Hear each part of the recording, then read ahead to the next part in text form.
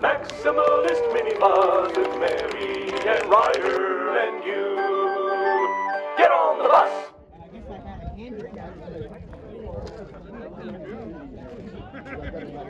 I've got to have scheduled here. We are at the first annual NVRC Spaghetti Feed, which is happening on the Saturday night of the 2025 RTR.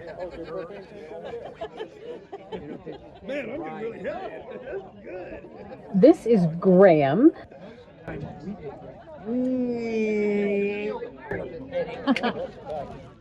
He's the executive director of the NVRC. He's the one who started this whole thing.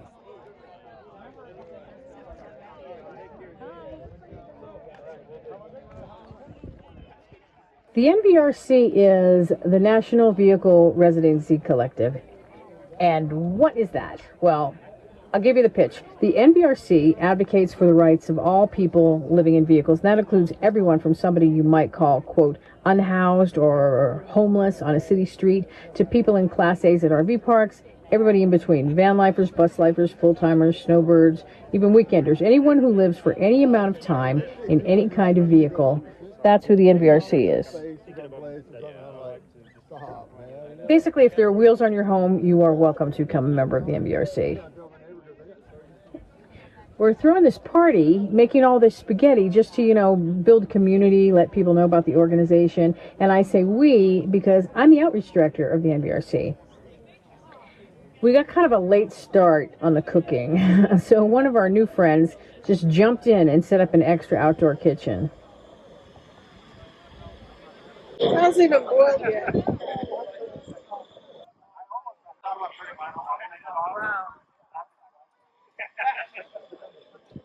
It's really windy. The wind is really blowing this. Yeah. Flame. I'm going to check on Ruth inside.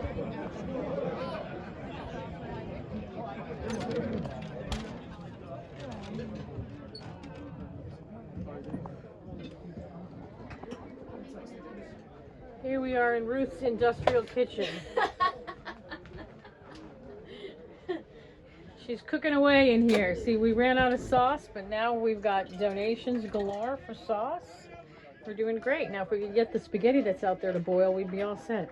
The wind is blowing it. For noodles? She's still, there's still people that haven't gotten noodles. I thought we had lots of noodles. I don't have any more to go. There was a little chaos at the beginning, but it's like stone soup. Somehow we were able to feed everybody.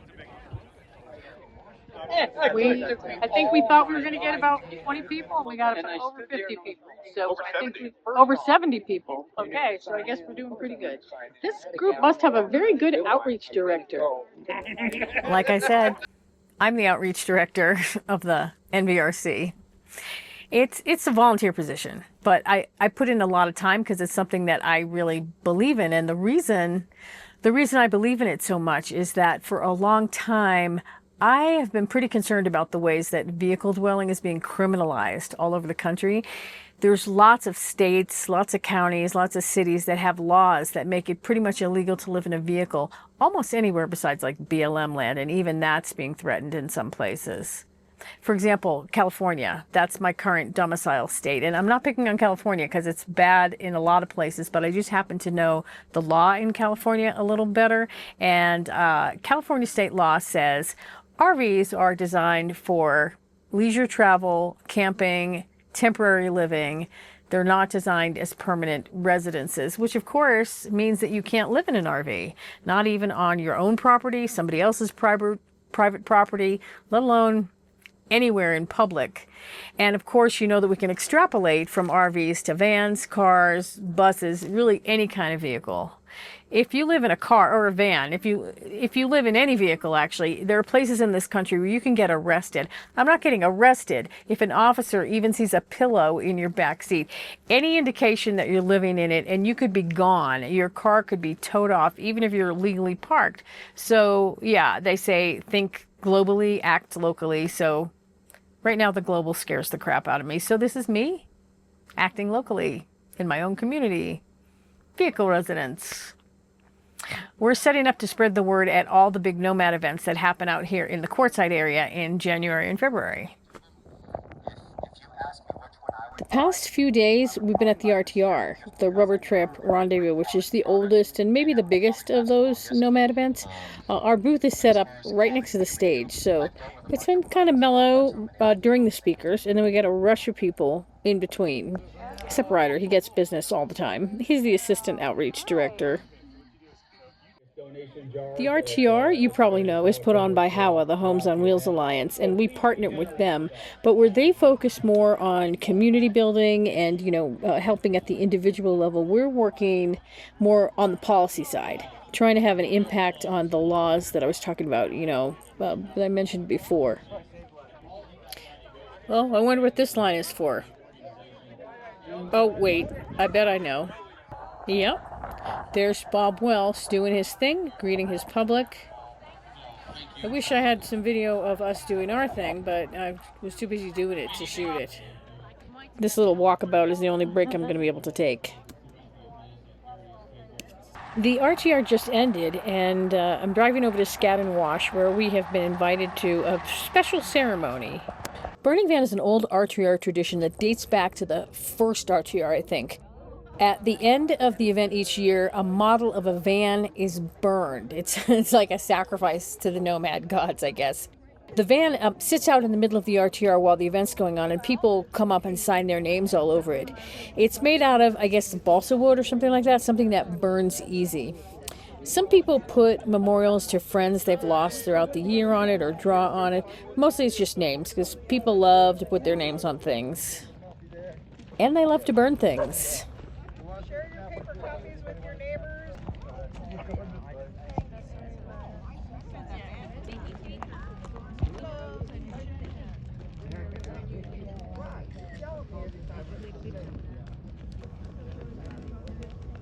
It's the smoking van.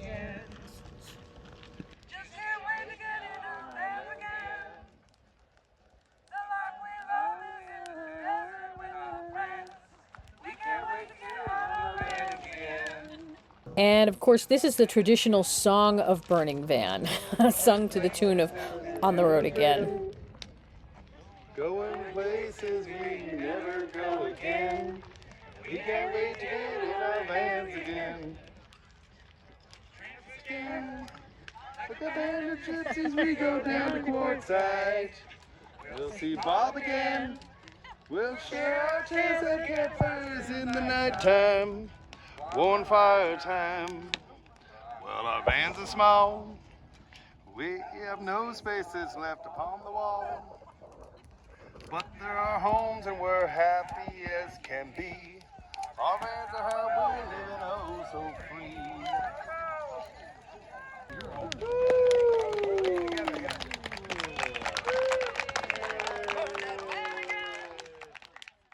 Today we are at Skooliepalooza. I've been to Skooliepalooza before, actually, a few times, but this time it's going to be different than just attending, because this time I'm going to be working or volunteering with the NVRC.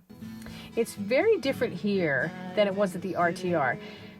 The RTR was a little more structured. We got people in waves between the events. Here, people stroll by, it's more casual.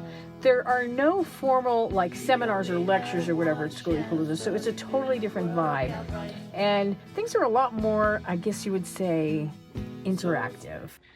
My 1,000 long-necked friends, my 1,000 long-necked friends, my 1,000 long-necked friends and me. But when the sun starts to set, that's when Skooliepalooza comes alive.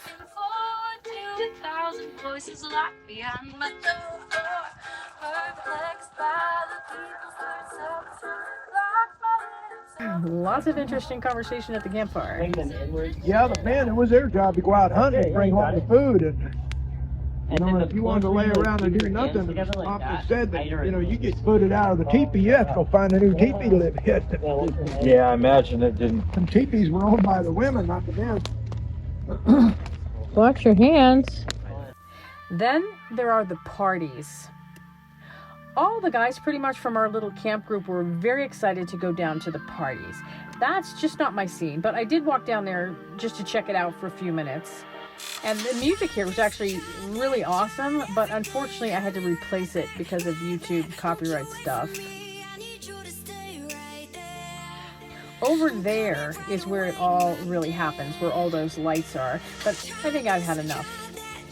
I hear it gets really wild over there. I kind of find stuff like that kind of boring now. I mean, I partied my ass off years ago, and I loved it back then, but, well, I loved the live music thing. The whole dance party thing, the taking ecstasy and going nuts to the rhythm thing. I don't think I really ever loved that, though I'm sure I pretended I did, because a lot of what I did back in my party days was kind of for show. You know, I had to be liked by everybody, had to do everything to the extreme. I had to go everywhere, do everything, because I was terrified that I might miss something or miss a chance to be cool. Today you'd call that FOMO, but back then, we didn't have that word back then. Way back in the 1900s. The boys do love to party though, and by boys, I'm talking about all the guys in our camp. You know, they're like 20s to probably 60s, like as old as me, but whatever age they are, they want to go down there every night. God love them, and they still manage to get up and do it again in the morning. Really, it's about the big tent approach that we do at the National Vehicle Residency Collective, which is that we have many camps of people living in vehicles under one big tent, a National Vehicle Residency, and we want to all come together and unite together so that our voices are heard, that we express that we have a political voice, that we have political power, that we are a voting constituency, and that we are stronger together.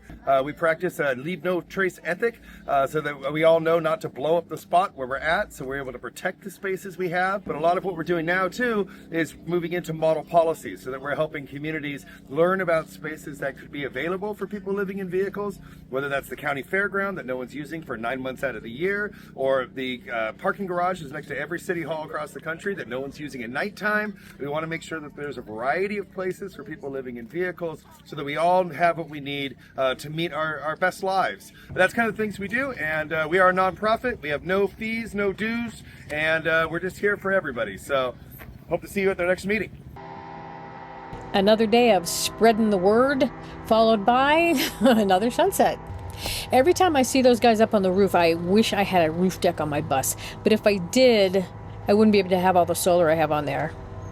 I guess that's more FOMO. As the week goes on, our fire circle gets bigger and bigger, filling out with more and more interesting people. Well, actually, I was going to bring a sombrero, but it's too heavy to walk with, because it really matches. What do you call your character? Tonto Solo. Tonto Solo. Yeah.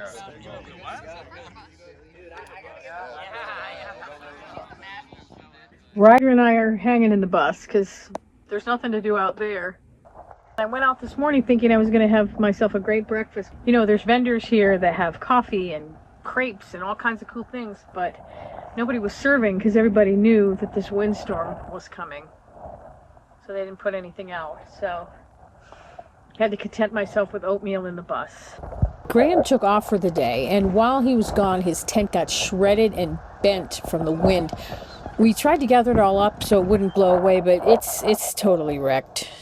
It's hard to show a windstorm on camera because, you know, you see the tents flapping and all that stuff, but it never really captures how strong it is. So I thought if I showed you what I look like right now, it might drive the point home. It's crazy. The mask is to keep dust out of my mouth because where there's wind, there's dust. The calm after the storm. You can still see the dust in the air. The wind's died down a lot, but if I were them, I might be a little worried about getting blown off the roof.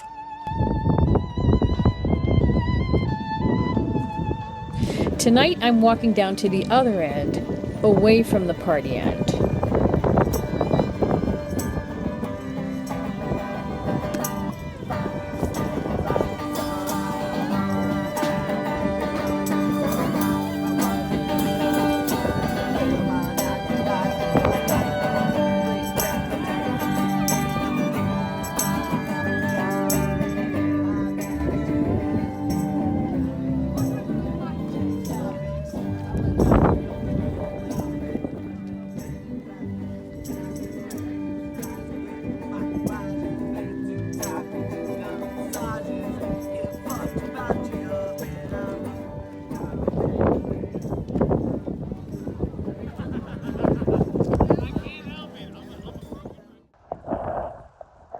Ryder is a little bit cold, so he's hanging out inside Mama's coat.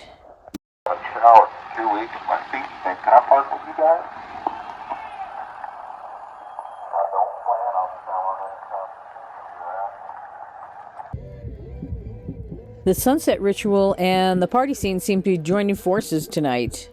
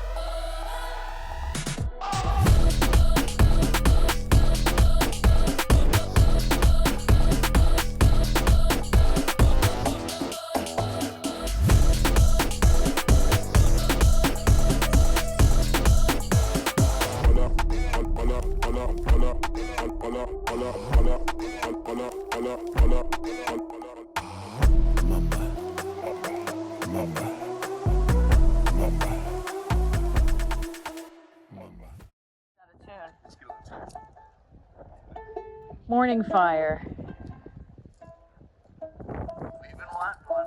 Yeah.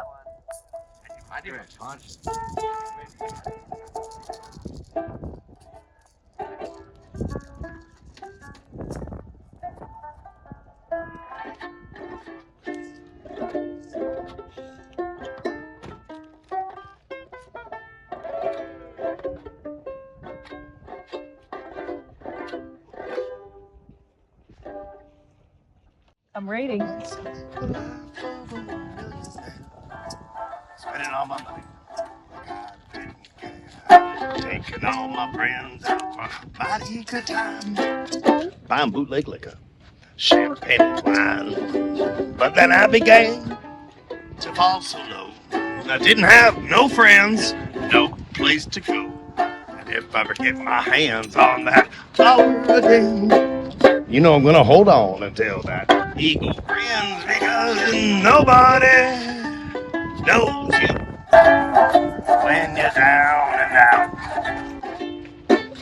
And in your pocket, not one penny. And as for your friends, well, you haven't any. But as soon as you're back on your feet again, well, everybody wants to be your long lost friend. And it's mighty strange, without a doubt. Nobody knows you when you're down and out. Well, it's mighty strange, without a doubt. Nobody knows you. Nobody needs you. No gal can use you, and that everybody around you wants to see to want to use you, abuse you, and lose you when you're down and out.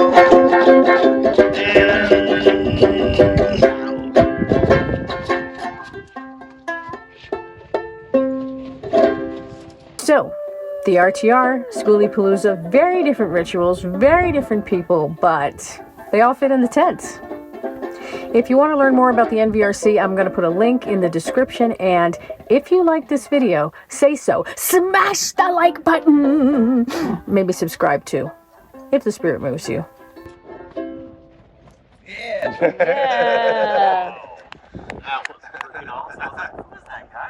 I had no idea that was in your wheelhouse. Yeah, oh yeah.